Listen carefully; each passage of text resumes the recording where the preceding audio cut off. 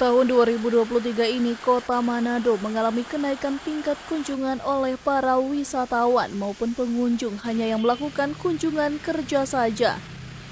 Hal ini jauh berbeda dibandingkan saat adanya larangan akibat pandemi COVID yang lalu yang menyebabkan kurangnya kunjungan ke Kota Manado dan sekitarnya. Kenaikan jumlah kunjungan ini tak pelak juga berdampak pada mulai berkembangnya UMKM di Kota Manado yang sangat bergantung pada tinggi rendahnya kunjungan wisatawan di kota ini.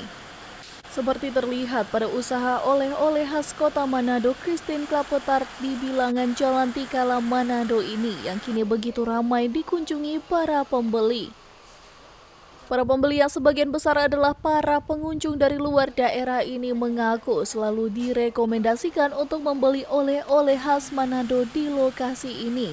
Saya dari Kudus, Jawa Tengah. Iya. Oh enggak, kebetulan ada kerjaan, jadi saya baru hari ini, baru kemarin tiba di Manado. Kebetulan saya ada driver Grab yang rekomendasikan ke sini kalau mau cari Klappertaart gitu. Karena sebelumnya adik saya juga pernah dibawa ke sini juga gitu. Karena ini baru aku pertama di sini, jadi baru tanya-tanya juga sama mbaknya oleh-oleh khas dari Manado tuh apa aja gitu. Tapi yang saya sering dengar tuh ikan cakalang, abon cakalang, sambal roa. Makanya tadi saya cari ke sini gitu. Iya, Klappertaart.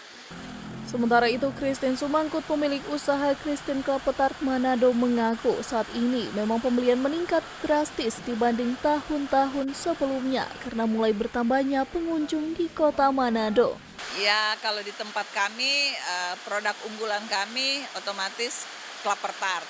Karena itu orang yang cari datang ke Manado tidak lengkap kalau tidak bawa Klappertaart.